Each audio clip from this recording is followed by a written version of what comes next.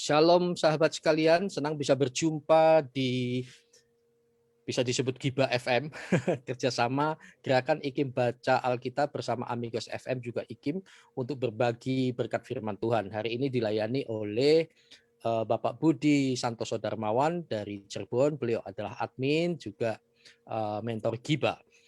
Dan kita akan bersama-sama diberkati selama kurang lebih 30 menit ke depan, lalu kita bisa sharing interaktif. Anda boleh tanya jawab, bagi yang menyaksikan lewat Facebook Anda bisa komen, atau yang chatting bisa langsung sharing secara lisan. Bagi Anda yang ingin menelpon secara langsung, kecuali yang di Zoom ya bisa langsung bicara, yang di luar Anda bisa mengirim WA dan telepon di 0813 56 15 7272 0815 56 15 7272 tercantum di Facebook juga. Tuhan memberkati, tidak berlama-lama langsung bersama Bapak Budi Santoso Darmawan. Silakan Bapak. Shalom, Bapak Ibu Saudara yang dikasihi oleh Tuhan. Terima kasih Pastor Heri kesempatan yang sudah diberikan. Pagi ini saya akan bagikan apa yang saya renungkan, apa yang saya dapatkan. Jadi Bapak Ibu, saya tidak mengajari Bapak Ibu, ini hanya sharing saja apa yang saya pelajari. Judulnya adalah Invisible Miracle, mujizat yang tak terlihat. Kalau kita bicara mujizat, mungkin banyak di antara orang Kristen punya konsep bahwa mujizat itu sesuatu yang wah, sesuatu yang heboh, ya kan? Orang buta melihat, orang lumpuh berjalan, bahkan kalau perlu kita melihat lagi orang mati dibangkitkan, kan seperti itu. Orang sakit disembuhkan tanpa obat. Luar biasa. Memang itu adalah mujizat dan kita patut percaya mujizat itu masih ada sampai sekarang. Tuhan tidak menghentikan mujizat, Tuhan memakai anak-anak Tuhan untuk mengadakan mujizat. Tetapi kita juga mesti paham mengenai konsep dasar mujizat supaya kita jangan salah berharap. Konsep dasar dari mujizat adalah yang pertama sesuai kehendak Tuhan. Yang kedua sesuai waktu Tuhan. Yang ketiga tujuannya adalah untuk kemuliaan Tuhan. Jadi mujizat itu tidak bisa diadakan oleh anak Tuhan sembarangan waktu untuk show, untuk kebanggaan diri sendiri dan sebagainya. Ada tiga konsep dasar mujizat tadi yang saya sebutkan. Yang pertama sesuai kehendak Tuhan. Kemudian yang kedua adalah sesuai waktu Tuhan. Yang ketiga adalah untuk kemuliaan Tuhan. Itu konsep dasar mujizat yang kita harus pahami supaya kalau kita mau mengharapkan mujizat yang dahsyat, yang luar biasa, kita harus pahami dulu mujizat yang kita minta itu sesuai kehendak Tuhan tidak. Kemudian yang kedua, mujizat yang kita minta itu kita harus serahkan kepada Tuhan masalah waktunya kapan mujizat itu terjadi. Yang ketiga, kita siapkan kalau kita terima mujizat itu untuk memuliakan Tuhan. Mau nggak kita bersaksi bahwa kita sudah terima mujizat kepada siapa saja? Itu untuk kemuliaan Tuhan. Jangan sekali-kali kita menerima mujizat untuk kebanggaan diri. Wah, karena saya saleh, oh karena saya baik, oh karena saya rajin baca Alkitab, maka Tuhan memberikan mujizat kepada saya. Yang dibanggakan sayanya, bukan Tuhannya. Nah itu jangan. Nanti Tuhan tidak kasih mujizat lagi. Tetapi kalau kita jujur ngomong bahwa mujizat ini boleh dibilang idaman lah. Idaman semua umat beragama, termasuk kita umat Kristen juga. Kita sangat mengharapkan terjadinya mujizat, sehingga banyak juga di kalangan orang-orang Kristen yang di dalam hidupnya merasa belum pernah merasakan suatu mujizat apapun. Saya pernah kedatangan seorang sahabat berbicara, kita ketika bicara hal-hal rohani, saya nggak pernah mengalami mujizat dari Tuhan. Saya nggak pernah sakit keras, Tuhan sembuhkan, ya kan? Saya tidak pernah mengalami kecelakaan, hampir mati, Tuhan sembuhkan. Saya tidak pernah, hutang tahu-tahu dilunasi, nggak tahu siapa yang bayar. Hidup saya biasa-biasa saja. Kok sepertinya Tuhan nggak sayang dengan saya? Tidak ada yang terjadi mujizat di dalam hidup saya. karena situasi dan kondisi saat itu saya belum bisa menjelaskan secara banyak kepada sahabat saya itu bahwa pandangan dia seperti itu perlu ada suatu pembaharuan, kan seperti itu. Puji Tuhan kalau hidup kita tidak pernah ada masalah. Nah, yang seringkali kalau konsep mujizat kita pahami salah, kita berpikir, oh kita nggak pernah sakit keras, disembuhkan tanpa obat, kita nggak terima mujizat. Apa kita harus sakit keras dulu supaya mujizat itu terjadi? Kalau saya nggak mau. Apakah kita harus kecelakaan dulu? Ya kan? Seperti itu kan?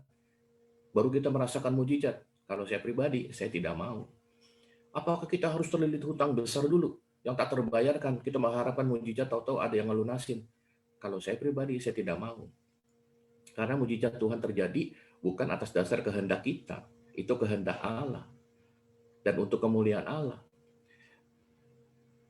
Jadi Bapak Ibu, kita belajar contoh mujizat yang terjadi di dalam Matius 14, keseluruhan Matius 14, tapi kita ambil aja yang kisah 5 roti dan 2 ikan. Ada di ayat 17, 18, dan 21. Saya share screen dulu ya.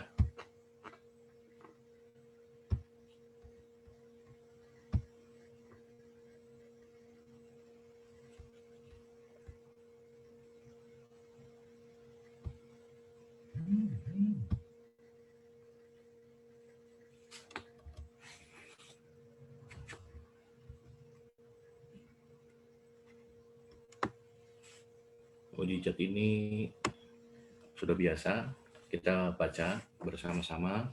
Matius 14 ayat 17, 18, dan 21. Jawab mereka, yang ada pada kami di sini hanya 5 roti dan 2 ikan. Yesus berkata, bawalah kemari kepadaku. Ayat 21, yang ikut makan kira-kira 5.000 laki-laki, tidak termasuk perempuan dan anak-anak.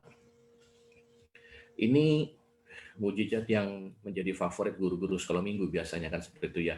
Juga bagi hamba-hamba Tuhan, kita pelayan-pelayan Tuhan untuk memotivasi kita punya jemaat atau apa. Ini di sini mujizatnya sangat jelas. Yang biasa dibahas adalah yang pertama, kita bicara persembahan yang sedikit itu Tuhan bisa pakai untuk memberi makan banyak orang. Persembahan yang sedikit itu Tuhan bisa pakai untuk pekerjaan Tuhan yang luar biasa. Itu yang pertama, membuktikan mujizat seperti itu. Yang kedua, ini ayat ini membuktikan bahwa Yesus adalah Tuhan. Bagi mereka yang ragu-ragu, oh Yesus cuma manusia, kan seperti itu. Yesus hanya nabi dan sebagainya. Tidak semua nabi, tidak pernah ada nabi yang bisa berbuat seperti ini. Dari 5 roti menjadi 2 ikan.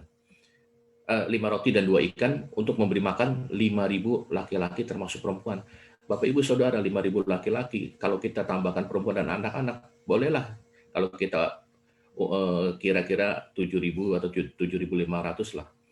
Kan luar biasa, 5 roti dan 2 ikan ini bekal seorang anak kecil.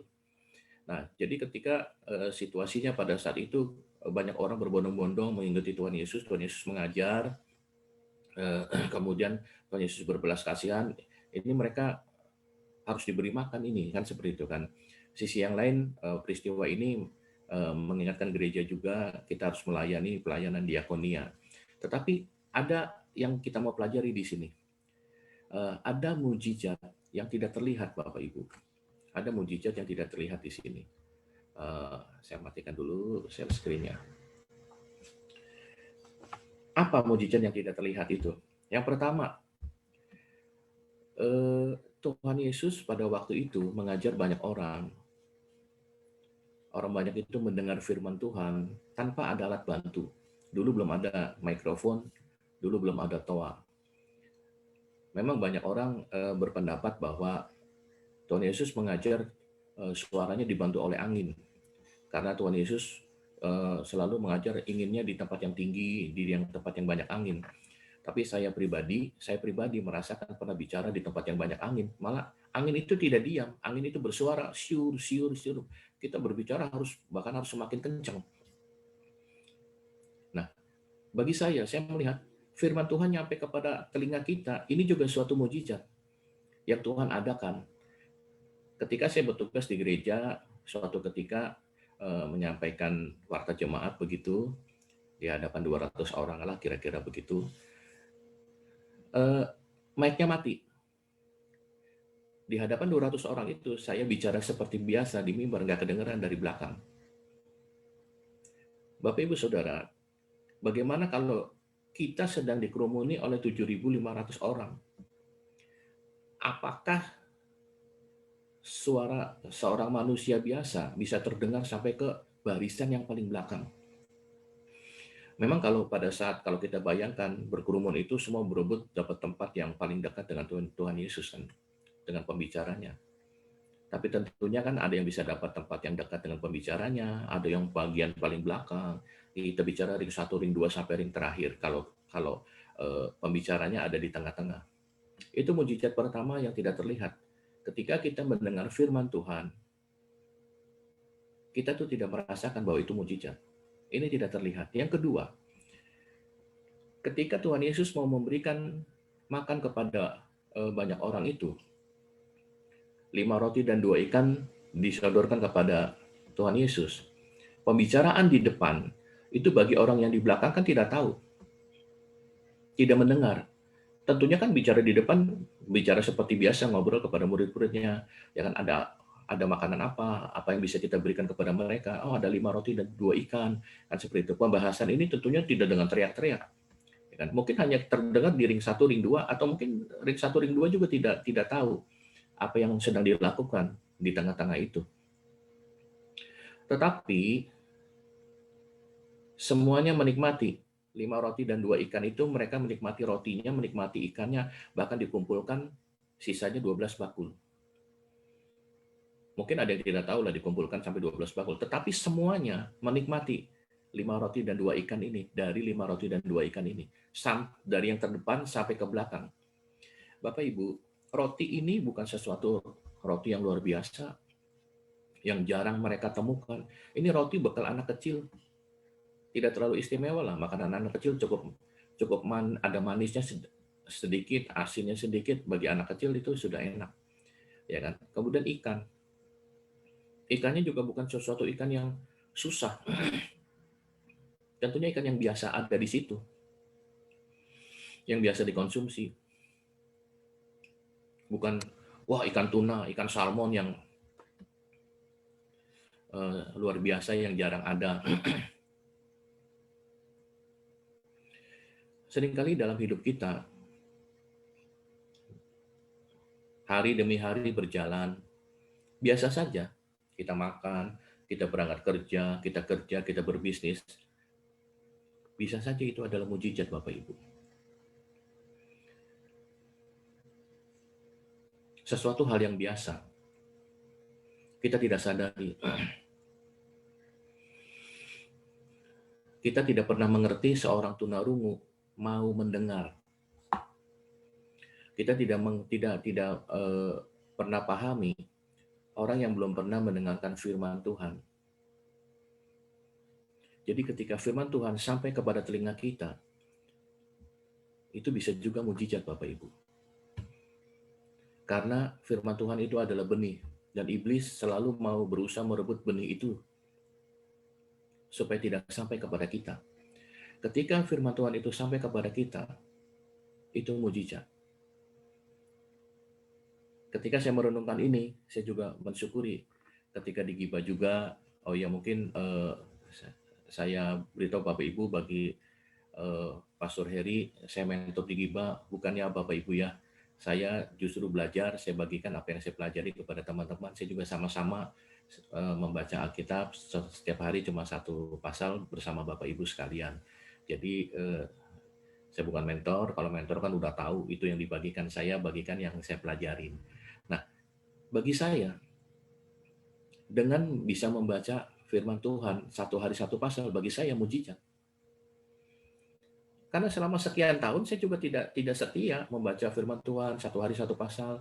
Saya hanya menunggu khotbah hari Minggu, saya menunggu, dan ketika COVID ini jadi saya sering juga lihat YouTube, ya kan, pembahasan firman Tuhan dan sebagainya. Tetapi ketika saya bisa membaca firman Tuhan, ya kan? Setiap hari satu pasal. Bagi saya itu mujizat dan saya bersyukur. Masih bisa saya membaca firman Tuhan satu hari satu pasal. Kemudian Bapak Ibu, mungkin kita bekerja. Wah, karena kita bekerja, kita dapat uang, dapat gaji. Bisa saja perusahaan tempat kita bekerja itu mujizat dari Tuhan. Banyak perusahaan-perusahaan yang bangkrut loh Bapak Ibu dengan COVID ini. Tuhan membuat perusahaan tempat kita bekerja itu tetap eksis, tetap buka, dan kita bisa bekerja dan tetap menerima gaji seperti biasa. Menerima income yang seolah-olah itu biasa. Kita nggak menyadari itu mujizat. Kalau kita lihat di YouTube ada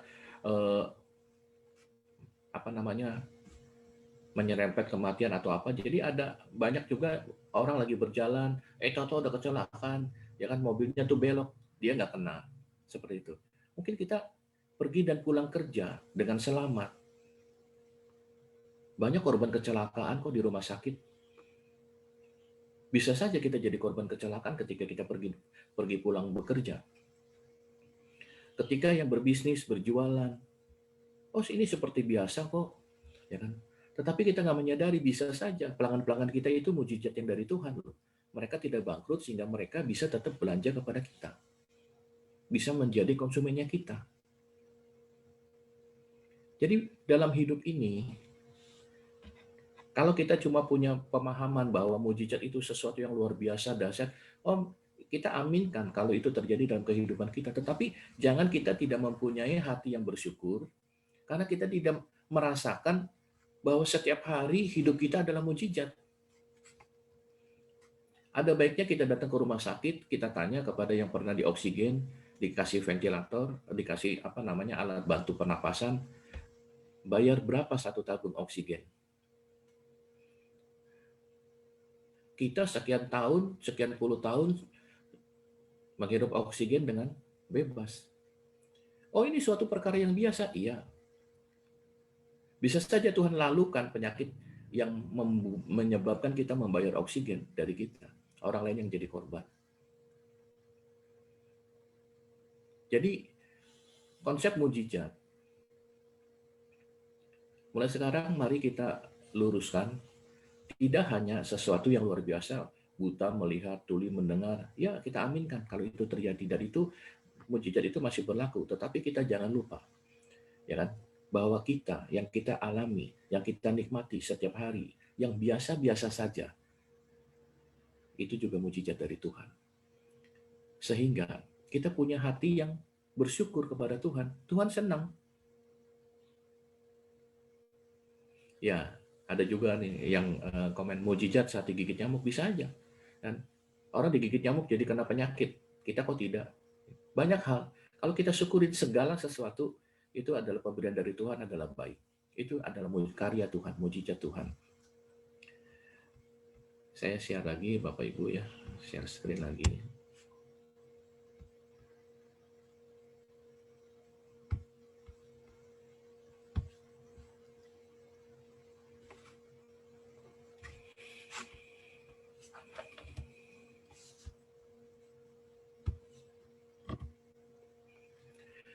Kita baca di Roma 8 ayat 28. Kita tahu sekarang bahwa Allah turut bekerja dalam segala sesuatu untuk mendatangkan kebaikan bagi mereka yang mengasihi Dia. Allah turut bekerja dalam segala sesuatu untuk apa? Untuk mendatangkan kebaikan bagi mereka yang mengasihi Dia, yaitu bagi mereka yang terpanggil sesuai dengan rencana Allah. Jadi Allah tidak bekerja hanya di hal-hal tertentu saja, Bapak Ibu. Saya membaca ini, saya juga menyadari, oh iya, selama ini saya pun kadang-kadang saya lupa untuk bersyukur kepada Tuhan. Saya lupa bahwa Allah itu turut bekerja dalam segala sesuatu kehidupan saya. Bukan hanya hal-hal tertentu saja. Bukan hanya pada saat saya sakit saja, bukan saat saya butuh pertolongan saja, tetapi dari setiap hari yang saya nikmati, yang seolah-olah itu perkara biasa, saya tuh sering lupa bahwa Allah turut bekerja termasuk dalam hal-hal seperti itu. Kita bisa menikmati kehidupan yang biasa. Harusnya saya menyadari itu adalah mujizat Tuhan. Dan ketika merenungkan ini, saya minta ampun sama Tuhan, berikan saya hati yang selalu bersyukur. Saya mau bersyukur kepada Tuhan senantiasa. Bapak Ibu, kalau kita punya hati yang bersyukur seperti itu, rasanya hati ini sukacita aja. Masalah itu kecil. Bikin pusing, pusing juga, ya kan? Tetapi kita tidak sampai harus sedih, harus tertekan dengan masalah yang ada, karena kita punya hati yang bersyukur kepada Tuhan bahwa segala sesuatu Allah turut bekerja. Segala sesuatu yang kita nikmatin semuanya adalah mujizat. Jadi tidak ada masalah-masalah yang tidak bisa terpecahkan dan sebagainya, ya kan? Yang penting kita jaga segala sesuatu hidup kita adalah untuk kehendak Tuhan, untuk kemuliaan Tuhan, dan kita percaya kepada Tuhan, segala sesuatu ada waktunya.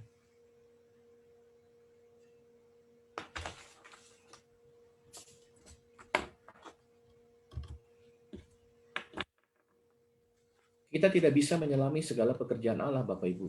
Kita mau tahu, ya kan? Bagaimana Allah bekerja dalam kehidupan kita. Dan kita pelajari, ini saya lupa kasih ayatnya, Pengkhotbah 8 ayat 17 Bapak Ibu ya. Pengkhotbah 8 ayat 17. Maka nyatalah kepadaku bahwa manusia tidak dapat menyelami segala pekerjaan Allah yang dilakukannya di bawah matahari. Bagaimanapun juga manusia berlelah-lelah mencarinya, ia tidak akan menyelaminya.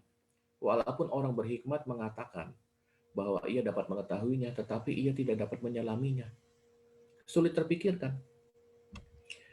Di lingkaran terakhir, di dalam peristiwa 5 roti dan 2 ikan itu, mereka tidak mungkin bisa mengerti bagaimana ini 5 roti dan 2 ikan bisa memberi makan mereka segitu banyak. Ketika mereka diberitahu, kalau diberitahu, Alkitab tidak mencatat seperti itu. Apa yang kamu makan itu mujizat Tuhan. Seringkali kita nggak percaya kan, apa iya? Bagaimana cara Tuhan membuat roti ini adalah mujizat? Tetapi melalui peristiwa yang disebutkan di Alkitab tadi, 5 roti dan 2 ikan, kita bisa menyadari bahwa perkara-perkara biasa itu sebenarnya hasil dari mujizat Tuhan yang luar biasa. Demikian Bapak Ibu. Apa sih efeknya supaya kita bisa mengetahui hal itu? Supaya kita bisa bersyukur atas segala sesuatu yang tadi saya sampaikan Bapak Ibu. Efesus 5 ayat 20. Ucapkanlah syukur senantiasa atas segala sesuatu dalam nama Tuhan kita, Yesus Kristus, kepada Allah dan Bapa kita. Kalau kita menyadari kita hidup setiap hari adalah karya Tuhan, mujizat Tuhan, ucapkanlah syukur senantiasa atas segala sesuatu, bukan hanya hal-hal tertentu. Efesus 5 ayat 20 ini dengan jelas menyatakan, ucapkanlah syukur senantiasa atas segala sesuatu dalam nama Tuhan kita Yesus Kristus kepada Allah dan Bapa kita. Kalau kita tidak menyadari kita menerima mujizat Tuhan, kita jujur ngomong, kita juga kurang bersyukur. Saya pernah menolong seseorang ketika dia sedang kesulitan, dan respon orang yang ditolong itu memang ini umum ya. Dia berterima kasih sekali. Tetapi ketika misalkan saya berikan gaji kepada karyawan saya, mereka tidak berterima kasih. Wong itu juga merasa haknya dia. Jadi rasa syukur itu bisa timbul kalau kita nih menyadari bahwa kita menerima pertolongan, menerima yang tidak biasa, menerima pertolongan dari Tuhan. Nah, makanya saya ajak kita sama-sama, Bapak Ibu Saudara dan saya juga, untuk menyadari bahwa hal-hal biasa yang kita nikmatin itu mujizat dari Tuhan. Sehingga kita memiliki hati yang bisa bersyukur senantiasa. Senantiasa itu kapan saja. Atas segala sesuatu, bukan hal-hal tertentu saja. Atas segala sesuatu ketika kita doa makan, ya kan? Banyak orang sudah tidak mau berdoa makan lagi, termasuk anak-anak muda mungkin. Makan kan biasa, saya bayar, saya beli, saya makan. Itu perkara biasa kok, karena saya beli kok. Tapi kita lupa, itu perkara biasa, bisa menikmati itu. Mungkin orang yang jualnya itu adalah hasil mujizat dari Tuhan, sehingga kita bisa menikmati itu. Kita bisa menerima uang dari orang tua kita, bagi anak-anak muda ya. Bisa jadi Orang tua kita itu terima mujizat dari Tuhan sehingga dia bisa memberikan uang kepada kita untuk membeli segala sesuatu. Itu Bapak Ibu. Jadi banyak mujizat yang tidak terlihat. Mujizat itu bukan hanya sesuatu yang hal spektakuler saja, tetapi juga hal-hal yang tidak terlihat. Nggak mungkin Tuhan itu masa urusannya remeh-temeh. Dari peristiwa 5 roti dan 2 ikan kita belajar. Karena Tuhan itu sayang sama kita. Dia turut bekerja dalam segala hal. Bukan perkara besar saja. Amin. Kiranya Tuhan memberkati. Mari kita berdoa. Bapa kami di dalam surga, kami bersyukur untuk pagi ini di mana kami boleh belajar menyadari akan mujizat-mujizat-Mu ya Tuhan, akan perkara-perkara biasa hari demi hari yang kami nikmatin adalah mujizat dari Engkau, seperti Engkau berkarya di dalam peristiwa 5 roti dan 2 ikan, memberi makan 5.000 laki-laki, ditambah perempuan dan anak-anak ya Tuhan. Biarlah sejak pagi ini Tuhan berikan kami hati yang senantiasa bersyukur kepadamu, hati yang menyadari bahwa setiap yang kami peroleh, setiap yang kami nikmati, perkara-perkara biasa pun, itu adalah mujizat dari Engkau. Supaya Engkau berkenan akan hidup kami, Engkau berkenan akan ucapan syukur kami. Di dalam nama Tuhan Yesus, kami bersyukur dan berdoa. Amin. Saya kembalikan ke Pak Jerry atau Pastor Heri, silakan. Ya, puji Tuhan. Silakan Jerry. Iya. Ya, puji Tuhan. Itulah firman Tuhan yang luar biasa yang sudah disampaikan oleh hambanya, Evangelis Budi Santoso, dengan tema khotbah mujizat tak terlihat. Dan saat ini diberikan kesempatan untuk Bapak Ibu sahabat amigos untuk berpartisipasi memberikan pertanyaan. Dan saat ini saya serahkan kepada Pastor Heri Christian. Baik, puji Tuhan, luar biasa. Terima kasih Pak Budi. Ini memang banyak orang tidak sadar ya, mukjizat itu dia pikir kalau udah lumpuh berjalan, buta melihat gitu ya. Oleh kasih karunia Tuhan saya juga pernah mengalami bagaimana indahnya dipakai Tuhan ketika waktu itu saya masih nyong-nyong, masih single. Sekarang udah double. Reinhard Bonnke waktu itu, Reinhard Bonnke di Semarang. Wah, mujizat luar biasa. Orang lumpuh 12 tahun. Waktu itu saya sebagai usher lah, Mas Siri ada yang, padahal saya baru 3 bulan masuk sekolah Alkitab di Salatiga di Pesat waktu itu. Nah, saya ceritakan betapa indahnya dipakai Tuhan gitu ya. Kakinya kecil Pak Budi, terus ada besi yang udah dilepas dan mereka bukan Kristen. Saya nggak bisa berdoa waktu itu, belum mahir berdoa, bukan nggak bisa ya. Saya pegang kakinya, mereka lihat saya, orang tuanya, kakak-kakak lihat saya nggak berani lihat mereka. Saya hanya bilang dalam nama Yesus, jalan. Tak suruh berjalan, nggak usah ditolong, dia berjalan. Waduh, saya lompat gitu. Cuma seiring perjalanan waktu, sekarang bertanya-tanya, kemanakah orang itu? Ya memang kan sudah nggak ketemu lagi ya. Hal yang pertanyaan yang lebih penting adalah kemanakah setelah mujizat? Sejauh manakah pertumbuhan rohaninya? Nah itu dia. Banyak yang dapat mujizat lalu hilang lagi loh. Betul nggak Pak Budi? Ya. Bahkan di Alkitab juga ada tuh 10 kusta, hanya satu yang ucap syukur. Betul.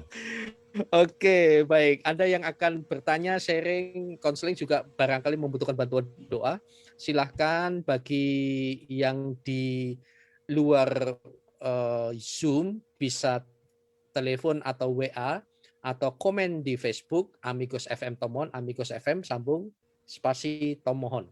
Dan di 0813 56157272 ya.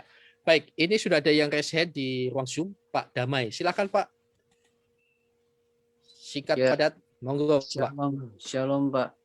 Wah Shalom. ini Shalom Pak. saya kira kalau singkat padat saya kasih kerangka pikir aja Pak. Oke, mari silakan. Tadi saya sudah tuliskan karena ini saya nggak mempersiapkan sih sebenarnya, tapi memang sehari-hari saya mengetahui hal ini. Jadi Cia itu punya standar yang Tuhan berikan.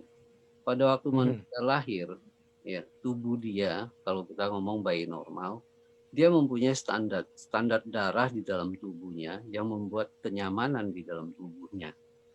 Nah, pada waktu Tuhan Yesus mengadakan perjamuan kudus, itu merupakan kunci bahwa kita mau sehat itu caranya apa. Kita perhatikan cukup dua, yaitu wadah dan isinya. Wadah Ya. itu tubuh, isinya darah. Ya. Wah, Kalau betul, kita betul. kalau kita bisa memaintain darah, maka seluruh organ tubuh termaintain.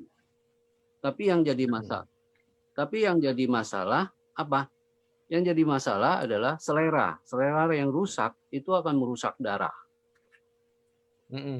Nah, itu dulu yang itu ya. Jadi saya itu prakata di awalnya. Jadi kita meskipun sudah tua, tadi Pak Heri bilang karena faktor U, meskipun tua seperti apapun tuanya, tapi kalau darah kita adalah darah yang seperti anak kecil, maka sangat nikmat di dalam tubuh. Saya mengalami hal ini. Ketika saya waktu sudah kuliah kerja, karena ketidaktahuan saya merasakan sudah seperti kakek-kakek. Tapi ketika saya proses, saya banyakin makan sayur misalnya.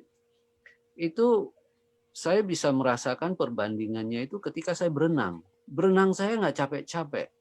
Dan rasa enaknya di dalam tubuh itu adalah rasa peredaran darah di ujung kaki dan ujung tangan terasa jet tuh enak sekali. Jadi ada kenikmatan pada tubuh yang standar Tuhan. Ingat kita waktu masih kecil. Nah, ini penting kenapa? Karena kalau kita tidak tahu kemana kita tuju, maka kita putar-putar nyarinya. Ya. Betul nggak Pak Heri? Betul. Kalau kita udah pastikan kemana kita akan tuju, maka kita akan tahu sampainya di mana, akhirnya ada di mana. Nah, tentang mujizat sebenarnya kan ada sebentar, saya buka ayatnya dulu. Yang oleh bilur-bilurnya itu. Oke, oleh bilur-bilurnya ya. Petrus ya. Maka kamu sembuh. Ya, silakan Ya. Pak, sampaikan. Saya boleh bantu nanti. Ya, tetapi jadi gini, ia sendiri telah memikul dosa kita. Ini yang sering dipakai. Ya, itu di mana itu Pak? 1 Petrus 2 ayat 24. 1 Petrus 2:24. Silakan Pak. Ia sendiri telah memikul dosa kita di dalam tubuhnya di kayu salib, supaya kita yang telah mati terhadap dosa hidup untuk kebenaran. Oleh bilur-bilurnya kamu telah sembuh. Saya mau sharingkan begini. Itu kesembuhan ternyata di belakangnya ada dua hal penting. Mati terhadap dosa dan hidup untuk kebenaran. Itu nggak boleh dilupakan soalnya. Kenapa? Begini, saya kasih ilustrasi gampangnya. Kalau misalnya ada orang sakit, seperti sakit Naaman gitu, sudah parah sekali nggak ada obat. Lalu gambarannya Tuhan dari surga akhirnya dengan cara yang seperti ini misalnya. Tuhan kasih kapsul karena ini orang mau disembuhkan. Udah deh, malaikat ini kapsul. Lalu malaikat itu turunlah. Kalau dikasih minum kapsul ini dia akan sembuh. Seperti Naaman, seperti anak kecil lagi, sehat sekali. Lalu setelah selesai sembuh, maka malaikat itu kan selesai kerjaannya. Dia balik ke surga, lapor ke Tuhan. Nah orang ini udah sehat. Pertanyaan saya, bisa nggak dia sakit lagi? Nah ini menjadi masalahnya gitu. Bisa dia sakit lagi. Kenapa dia bisa sakit lagi? Karena gaya hidupnya. Jadi orang yang menunggu-nunggu mujizat untuk kesembuhan berarti dia itu sedang menjalani gaya hidup yang merusak. Sehingga dia butuh mujizat. Tapi mujizat itu sebenarnya sudah ada di dalam darah kita. Saya kasih tahu, darah kita itu bisa otomatis bergerak ke arah yang diperlukan oleh tubuh. Nah, ini ya. Jadi ketika kita berjalan, arah darah kita akan masuk ke dalam kaki yang lebih banyak. Ketika kita mengangkat barang, maka darah itu juga akan terfokus kepada tangan kita. Nah, ini menjadi dasar. Jadi darah itu yang sangat penting. Mm-mm. Kalau darah kita bersih, maka alat pengecap kita peka. Kalau alat pengecap peka, maka kita nggak perlu tambah zat kimia untuk membuat rasa. Ini kuncinya. Baik. Nah, kalau saya ceritanya Oke. agak panjang nih gimana? Oh iya, baik Pak. Pak Jadi Heri. intinya ini ya, menjaga diri juga Pak ya. Intinya kan begitu. Iya, kita Setelah sudah dikasih apa? otak. Jadi Ya, waktu untuk kita menjaga masih diri. kecil, Baik. nah, Baik. Oke ya Pak, terima silakan Pak. kasih. Kita akan sharing lagi. Ya, Ya, ya, baik. silakan. Baik, intinya seperti itu. Kita juga harus jaga diri. Mukjizat masih terjadi dan juga kadang-kadang tuh bagaimana Pak Budi, ada Pak Jeremia juga masih ada. Oke, dan lain-lain ya, silahkan berpendapat. Kadang-kadang kan gini, ada orang yang fatal dengan imannya gitu. Fatalnya bagaimana? Wis pokoknya dalam nama Yesus makan apa saja yang penting disucikan gitu. Saya dulu Itu sempat begitu loh Pak. bisa nggak Iya. dukunisasi Kristen? Kenapa Pak? Dukunisasi Kristen. Aduh, saya kurang dengar. Apa itu? Dukunisasi Kristen. Oh, banyak Pak, banyak. Bahkan pakai Alkitab juga. Dalam nama Yesus. Bagaimana Pak Budi? Dukunisasi. Silakan Pak Budi. Iya, bahkan banyak orang kan yang tidak menyadari dia sakit disembuhkan itu mujizat Tuhan. Seperti misalkan ini tadi Pak Damai juga memberikan suatu membagikan pengetahuan beliau, ya kan, bagi kita yang mendengar, ya kan. Kita ini bisa menyadari bahwa itu mujizat Tuhan. Tuhan mengirimkan Pak Damai ke dalam komunitas kita, ke dalam grup kita, memberikan pengarah-pengarah kesehatan yang tadinya kita tidak tahu. Bisa aja toh Pak Damai di grup yang lain, ya kan? Seperti itu. Ini juga mujizat kalau bagi saya, gitu kan, seperti itu. Sehingga kita memiliki ada satu ya mentor kesehatan lah istilahnya kan seperti itu. Nah, mengenai dukunisasi Kristiani yaitu seringkali memang melupakan sarana prasarana yang Tuhan sudah sediakan. Misalkan tadi kalau dari 5 roti dan 2 ikan, Tuhan kan bisa aja bikin mereka nggak lapar.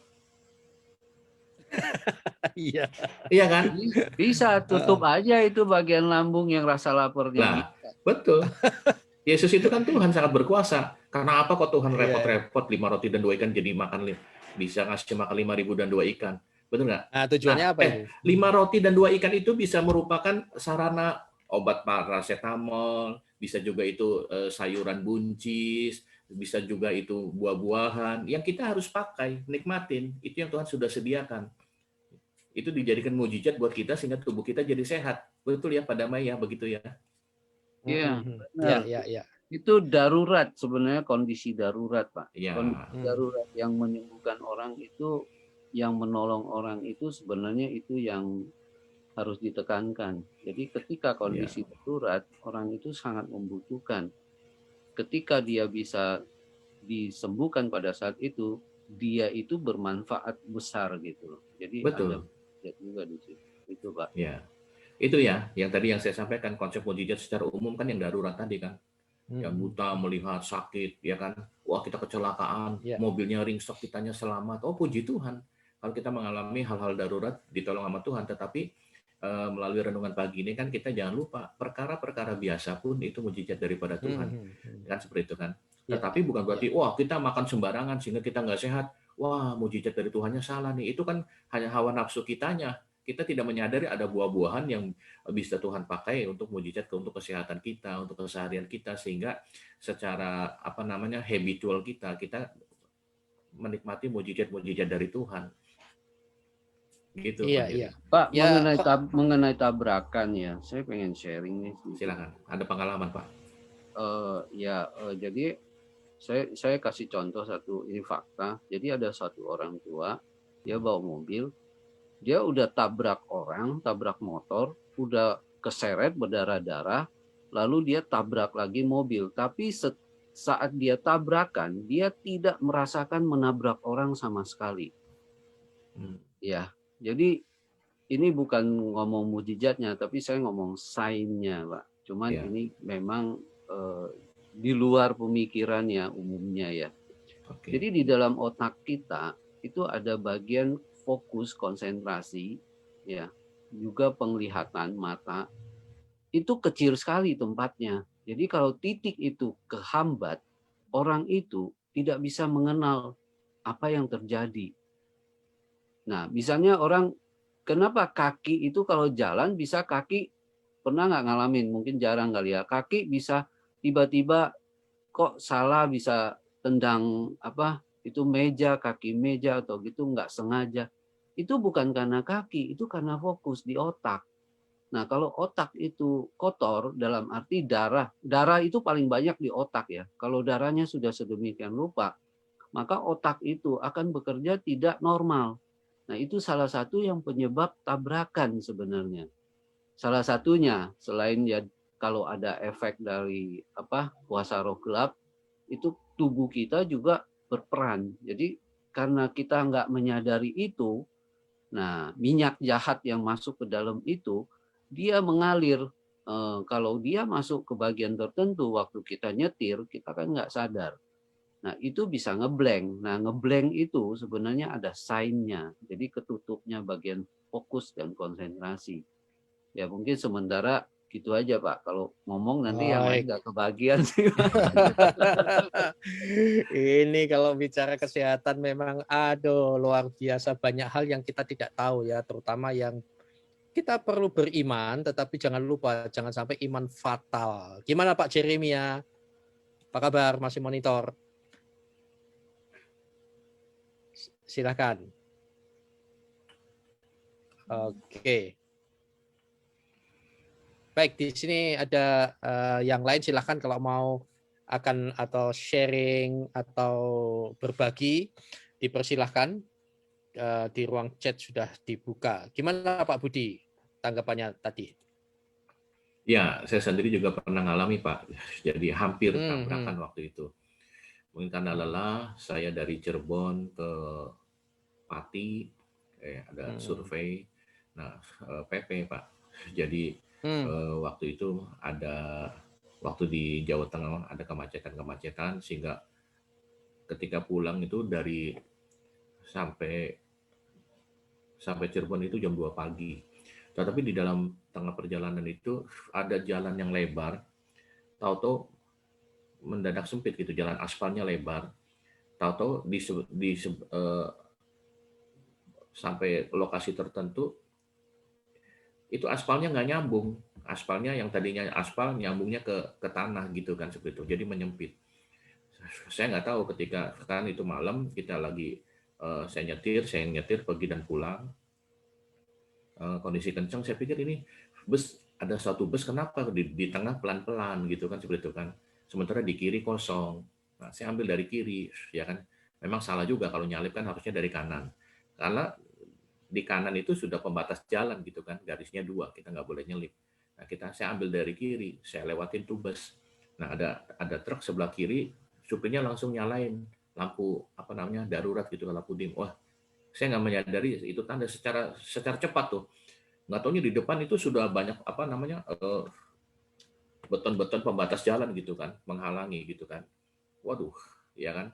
Artinya saya hampir nabrak pembatas jalan itu.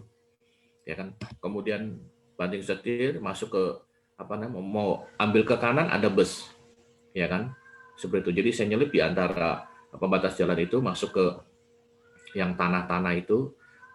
Ini tangan refleks aja gitu, putar, jadi nggak sampai terpelanting dan sebagainya. Tapi yang luar biasanya, saya tuh seperti nggak menyadari, hati saya juga tenang saja, tapi bukan ngeblank dalam arti kata negatif. Artinya saya seperti, kok tangan saya entah gimana kok saya bisa begitu gitu loh, seperti itu. Saya nggak menyadari kan, seperti itu. Tapi hati saya juga tenang aja. Iya ya, kok nggak deg-degan, nggak takut dan sebagainya. Saya rasakan waktu itu pimpinan Roh Kudus gitu kan. Di saat darurat seperti itu, waduh, ya kan. Kalau saya terjadinya ngeblanknya terbalik, bukan nabrak tidak terasa, saya selamat nggak kerasa gitu kan, seperti itu. Ya mungkin juga itu bisa dijelaskan secara sains mungkin nanti Pak Damai yang lebih. Iya Pak, itu benar Pak. Jadi gini, kalau kita kelelahan, kemungkinan itu masalah oksigen Pak. Jadi sehat itu cuman kalau kita sudah sekian lama di dalam suatu ruangan tertutup, maka oksigen itu berkurang. Makanya orang bilang setelah berapa jam bukalah itu mobil ya, lalu ada udara masuk untuk tambahan oksigen. Karena oksigen ini tidak kelihatan, tetapi dia paling utama di antara makan dan minum.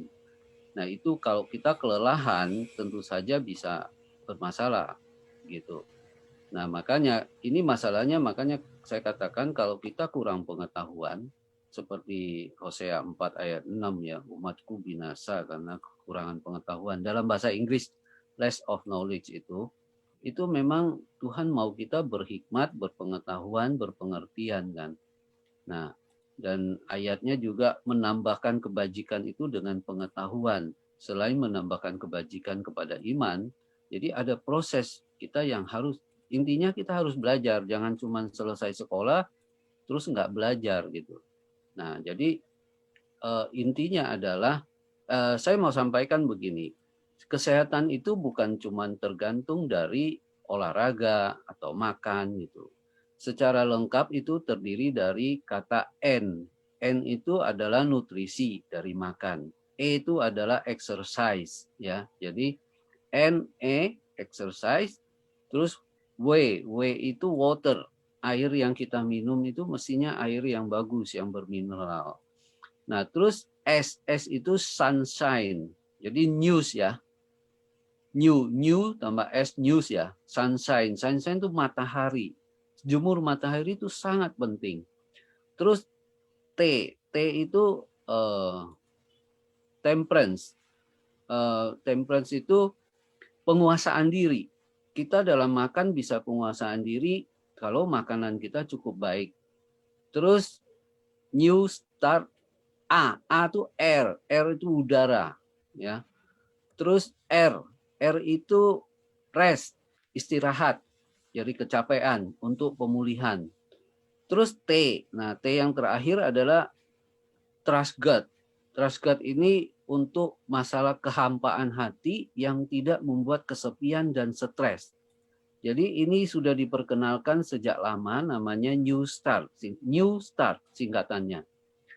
New Start itu memulai hal yang baru gitu. Kalau di dalam bahasa Inggris kira pengertiannya seperti itu. Nah, banyak orang tidak mengerti hal ini sehingga dia caplok sana, caplok sini, ikut latah gitu. Jadi memang kita harus punya satu patokan yang jelas bahwa tubuh kita, contoh begini Pak, kenapa orang yang sakit terus ada di dalam pembaringan, di dalam ruang tertutup, kadang dia makin cepat malah lemah. Itu banyak faktor, dari segi udara, dari segi gerak, dari segi sinar matahari, nggak mendapat. Nah itu dia makin lemah.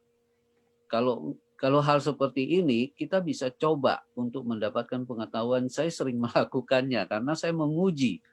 Firman Tuhan mengajarkan ujilah segala sesuatu dan pegang yang baik. Nah, kita bisa dapat pengetahuan dari situ gitu. Karena kalau kita tidak mengerti, kita tidak menjadi lebih baik. Dan kalau kondisinya dalam kondisi terdesak, banyak yang harus kita bayar. Padahal itu kemungkinannya apa ya? Harusnya bisa ditangani dengan cepat kalau tepat. Ya seperti mobil mogok, kalau montir yang menyetir, maka dengan mudah dia sense bagian mana yang rusak, dia bisa jalan lagi. Sedikit saya mau bukakan rahasia kalau orang mungkin takut kalau mendengar kata kanker. Ya, kanker itu sebenarnya adalah keadaan tubuh yang karena imunnya sangat rendah terus-menerus, ketika ada luka di dalam itu mudah jadi koreng di dalam. Jadi koreng di luar sama koreng di dalam memang karena di dalam kita tidak tahu harus bagaimana. Tapi koreng di luar kita lebih mudah terlihat, lebih mudah monitor. Tapi sebenarnya proses penyembuhannya adalah imun tubuh. Nah, kalau imun tubuh kita naikkan, kita perbaiki, maka pelan-pelan akan memperbaiki koreng itu. Jadi kalau sudah galak, berarti imun kita itu sangat rendah, dia galak. Tapi kalau imun kita kuat, kita bisa ngeblok dengan darah kita. Jadi intinya kalau stres, kenapa orang sebentar Pak ya, kenapa orang sakit kanker nggak boleh stres? Karena pada waktu dia stres, darahnya itu penuh dengan hormon stres, maka kankernya itu makin ganas. Nah, susah sekali untuk ketemu orang yang sakit kanker tidak stres, kecuali dia mengerti. Udah Gitu, kanker Pak. stres lagi Pak. Kalau gitu. bukan kanker kantong kering ya, bukan ya. Iya. Saya dapati gitu Pak, banyak orang beliau kanker semakin parah ya karena ditambahin dengan berbagai kekhawatiran begitu ya Pak ya. Iya, jadi imunnya turun, akibatnya imunnya turun. Parah gitu. Kalau dari segi doa, kita perlu bahas dari segi doa ya. Kalau dari segi doa, Tuhan itu bisa mencipta dan menggantikan tubuh kita dengan yang baru. Tuhan mampu. Ketika kita berdoa, itu perkataan doa itu dengan kuasa Tuhan itu sanggup untuk merubah itu. Tapi kita jangan berusaha merepotkan Tuhan untuk terus dengan mujizat-mujizat karena ketidaktahuan kita. Saya kira ini poinnya juga, Pak. Benar, ya. Pak. Benar. Silakan. Sementara saya tunggu Pak. Apa yang harus saya sampaikan. Silakan, Pak. Baik, silakan yang lain. Sementara itu Pak Budi silakan. Yang lain boleh ya langsung unmute atau sampaikan sesuatu. Karena tidak lama lagi waktu kita selesai. Silakan Pak Budi. Iya, wow, luar biasa apa yang di-sharingkan sama Pak Damai tadi ya, kan seperti itu. Memang kesehatan juga, kalau kita sehat juga kita bisa memuliakan Tuhan. Kalau kita punya pengetahuan mengenai kesehatan, pengetahuan itu juga kita bisa memuliakan Tuhan. Kalau kita senangnya memuliakan Tuhan, percayalah, mujizat-mujizat Tuhan akan berikan kepada hidup kita, ke dalam hidup kita. Kalau kita suka bersyukur kepada Tuhan, kita suka memuliakan Tuhan, hobi kita merenungkan firman Tuhan, tentunya sambil mengerjakan yang lain juga, kita akan mendapatkan perkenanan daripada Tuhan. Tubuh kita kan bait Allah, ya kan? Ada Roh Kudus di dalam diri kita. Roh Kudus itu adalah Roh Allah. Betul yang Pak Damai tadi sampaikan, kita harus menjaga tubuh kita. Seperti itu, sambil di dalam kesadaran bahwa apa yang kita lakukan itu untuk memuliakan Tuhan, kita menjaga tubuh kita itu adalah kehendak Tuhan, bukan kehendak kita sendiri. Memuaskan tubuh kita itu bukan kehendak Tuhan, tetapi menjaga tubuh kita itu kehendak Tuhan. Dan kalau kita mendapat perkenanan Tuhan, percayalah mujizat-mujizat akan terjadi lebih dahsyat lagi dalam kehidupan kita. Itu aja Pak Heri, silakan. Baik. Sangat luar biasa. So itu penting sekali ya membaca firman Tuhan. Saya mendapatkan sebuah kiriman menemukan maksud saya di Facebook-nya Pastor Abraham Yuwono. Ini sahabat saya di Kota Manado. Beliau adalah senior pastor dari IFGF Manado. Ketika saya tonton ini, saya sangat setuju. Semoga bisa keluar suaranya. Sebentar saya ulang lagi. Semoga oke. Sebentar. Ini tentang manfaat membaca Alkitab. Semoga bisa didengar suaranya ya. Mohon koreksinya Pak kalau keluar suaranya atau tidak. Ya. Sebentar. Manfaat. Ada keluar suaranya Pak? Ada. Oke, ada ya. Ini manfaatnya membaca Alkitab. Manfaat membaca Alkitab yang tidak kamu ketahui. Berdasarkan riset dari Jeffrey Levin dan David Larson, dilaporkan bahwa apabila orang membaca kitab suci secara teratur, bukan saja baik bagi jiwanya, tetapi juga baik untuk tubuhnya. Ditemukan bahwa pada mereka yang membaca kitab suci secara teratur, mereka mempunyai tekanan darah yang lebih rendah, tingkat depresi lebih rendah, lebih sedikit penderita penyakit jantung, jarang yang kecanduan obat maupun alkohol, jarang terjadi perpecahan dalam perkawinan, dan tingkat kesehatannya jauh lebih baik. Mengapa? Karena dengan kita membaca Alkitab, itu berarti kita memberikan vitamin atau makanan bergizi kepada jiwa kita secara teratur, sehingga kesehatan jiwa kita terjaga. Jiwa yang sehat akan membuat hati kita bebas dari rasa gelisah, cemas, dan stres. Selain itu, membaca Alkitab juga merupakan salah satu bentuk disiplin rohani yang akan membuat hidup kita bertumbuh dan hati kita akan mengalami perubahan. Firman Tuhan yang akan hidup mengubah pola pikir kita pada umumnya yang dikuasai oleh kedagingan, sehingga kita lebih memilih hidup didamping oleh roh. Berkomitmenlah untuk mengadakan waktu secara teratur membaca firman Tuhan. Iya, ini dia alasannya. Ya, Roma 1 ayat 16, sebab aku mempunyai keyakinan yang kokoh dalam Injil, karena Injil adalah kekuatan Allah yang menyelamatkan setiap orang percaya, pertama-tama orang Yahudi, tetapi juga orang Yunani. Nah, ini kan ditulis pada waktu itu, tetapi untuk seluruh umat manusia, menyelamatkan orang percaya dari apa? Ya dari berbagai macam, termasuk kesehatan. Gimana Pak Budi, sebelum kita tutup? Ya, tadi Pak Damai kirim juga minta dibuka Yesaya 55 Yesaya ayat 2. 55 ya, baik. Silakan. Kalau meskipun sedikit waktu kita manfaatkan ini. Iya. Yesaya 55 ayat 2. Jadi saya bukan orang sekolah teologi, tapi karena dasarnya itu saya merenungkan dengan apa yang saya bisa dapat dari hal ini gitu Pak. Ayat ini sangat memberkati saya. Ya ini. Coba Bapak bisa tolong bacakan biar. Mengapakah kamu belanjakan uang untuk sesuatu yang bukan roti dan upah jerih payahmu untuk sesuatu yang tidak mengenyangkan? Dengarkanlah aku, maka kamu akan memakan yang baik dan kamu akan menikmati sajian yang lezat. Oke. Saya ingin membagikan hal ini. Kenapa orang perutnya buncit? Nah, ini cara ngobatinnya.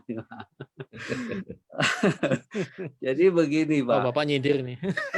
Enggak. Kalau berasa ya lebih baik itu. Ya, soalnya ada istilahnya saya tambah putih katanya Pak. Purut timbul.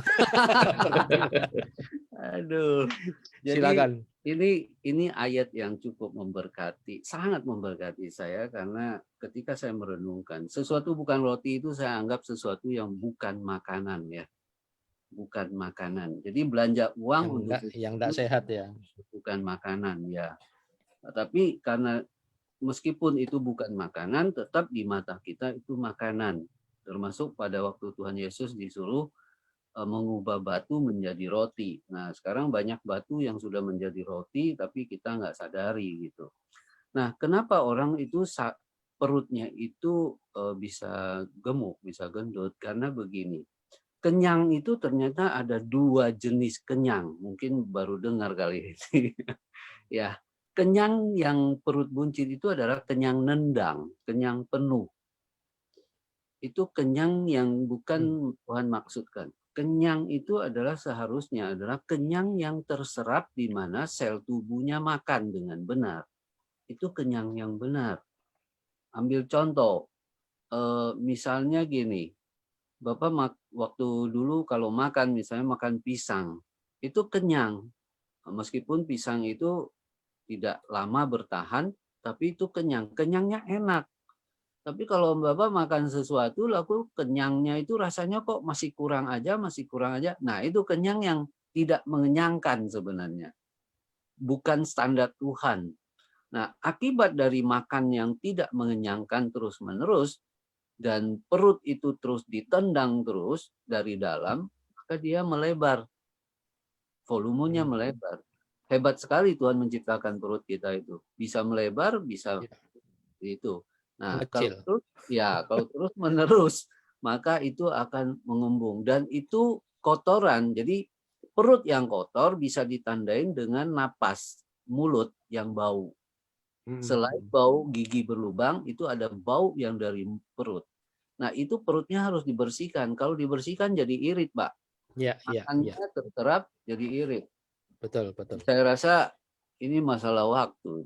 Betul.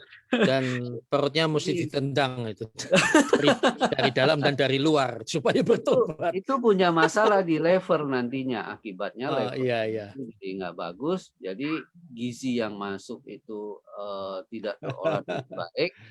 Itu akan sistematis pada tubuh, akan lemah secara perlahan, Mbak. Jadi saya kira Baik. Ini Oke, ada pertanyaan nih Pak Budi. Shalom, hambanya. Gimana ya? Saya tidak puas dengan gereja karena apa ya?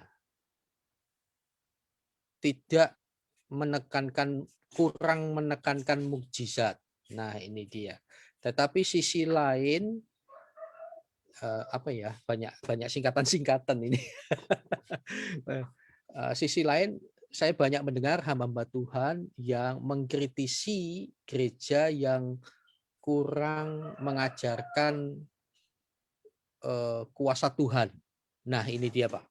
Nangkep maksudnya Pak ya, walaupun singkat tapi barangkali bisa kita tekankan dia kurang puas karena kok kurang karismatis atau bagaimana. Kemudian sisi lain ditambah lagi dia banyak mendengarkan, sekarang kan juga banyak kritisan nih. Wah, khotbah hanya motivasi, khotbah hanya begini kurang menyatakan kuasa Tuhan. Sebenarnya ujung-ujungnya sama Pak, mukjizat yang dalam arti fisik. Kemungkinan besarnya begitu. Bagaimana Pak Budi? Silakan. Iya, yang pertama tadi saya sampaikan di awal bahwa kita harus memahami dulu konsep dasar mukjizat itu. Yang pertama, sesuai dengan kehendak Tuhan. Yang kedua, sesuai dengan waktu Tuhan. Yang ketiga, untuk memuliakan Tuhan. Segala mukjizat yang Tuhan Yesus lakukan, itu untuk memuliakan Bapa. Dia membangkitkan Lazarus. Dia bisa saja ketika dikasih tahu Lazarus sakit, dia sembuhkan dari tempat di mana dia berdiri. Seperti beberapa kali yang dia lakukan kepada orang lain. Sembuh. Saat itu juga yang sakit itu sembuh. Tetapi kenapa Tuhan Yesus membiarkan Lazarus yang adalah saudaranya, ya kan, meninggal, ya kan? Di situ dia ingin ada waktu Tuhan dimuliakan dengan cara itu. Peristiwa 5 roti dan 2 ikan, ya kan?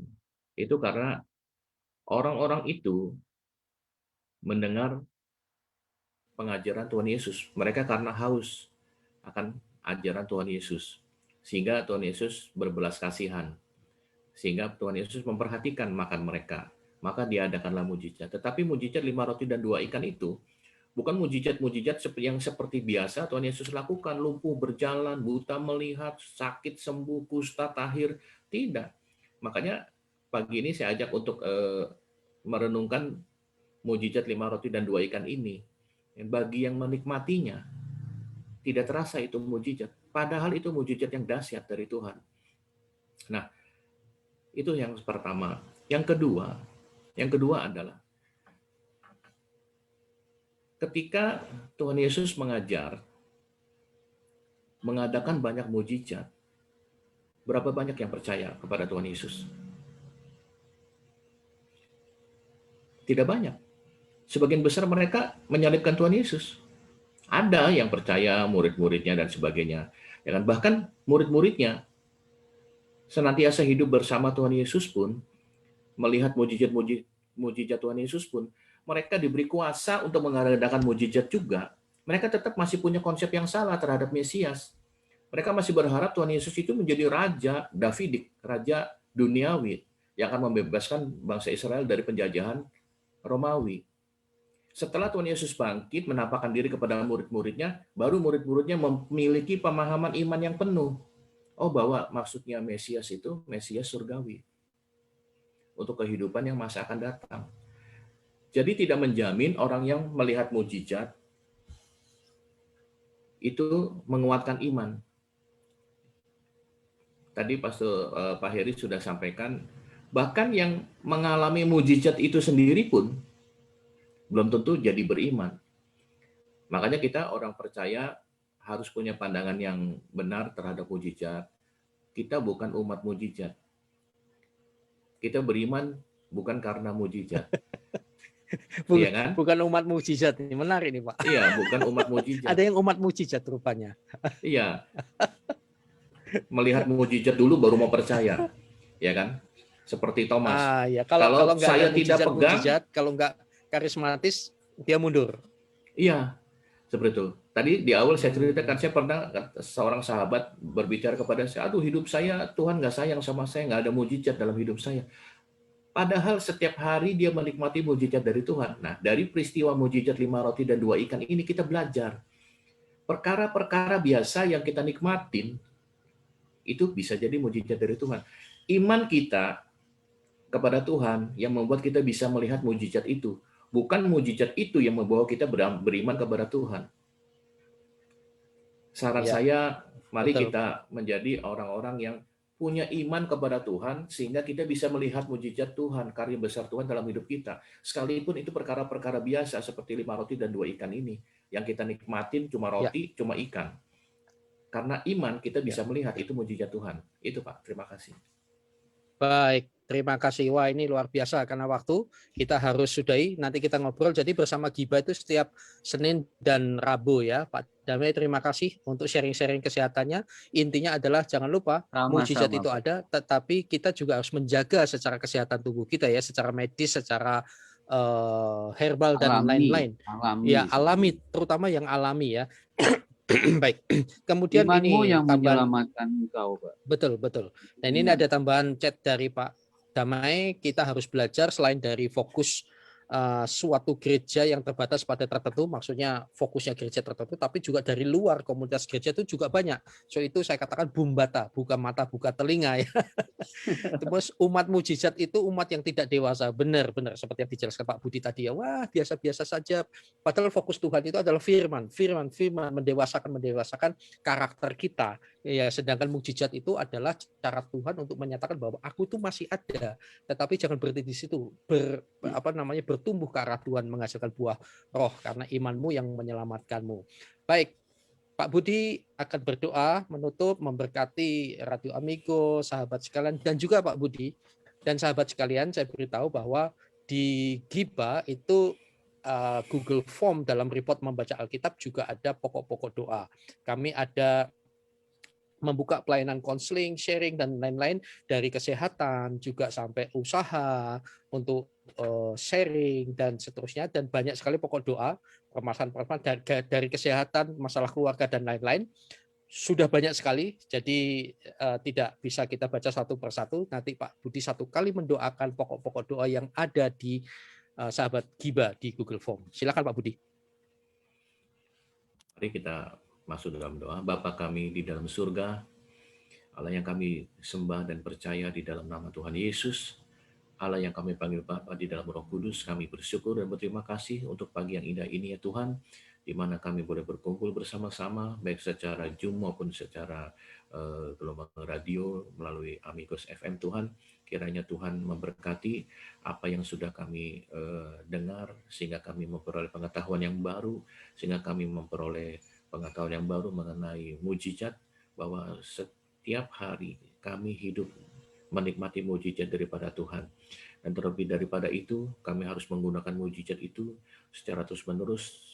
Kami menerima pengetahuan bagaimana kami menjaga kesehatan kami, menjaga tubuh kami sebagai bait-Mu yang kudus Tuhan, supaya kami semakin memuliakan Tuhan dan kami selalu hidup bisa melakukan kehendak-kehendak Tuhan. Terima kasih Tuhan, segala sesuatu waktu Tuhan, bukan waktu kami. Kami percaya Tuhan akan memberikan yang terbaik buat kami, dan berikan kami kemampuan untuk melakukan apa yang kami tahu ya Tuhan. Yang tidak dapat kami lakukan, kami percaya Tuhan yang akan melakukannya untuk kami. Mujizat demi mujizat-Mu terjadi di dalam kehidupan kami, baik perkara besar maupun perkara kecil. Kami percaya Tuhan mendampingi kami, Tuhan menyertai kami, bahwa Tuhan senantiasa mengasihi kami lebih daripada apapun. Engkau mengasihi kami seperti biji mata-Mu Tuhan. Terima kasih Tuhan. Biarlah mulai saat ini kami boleh memiliki hati yang senantiasa bersyukur kepadamu, mengucap syukur dalam segala hal, bukan hal tertentu saja, tetapi kepada segala hal, atas segala hal. Dan berucap syukur senantiasa, bukan sewaktu-waktu, tetapi sepanjang waktu ya Tuhan. Terima kasih Tuhan untuk kasih-Mu yang begitu besar, Roh Kudus yang memimpin kehidupan kami selanjutnya. Di dalam nama Tuhan kami, Yesus Kristus, kami berdoa. Amin. Shalom, puji Tuhan, terima kasih untuk semuanya. Kita akan berjumpa kembali di Senin dan Rabu bersama Giba. Siap kok.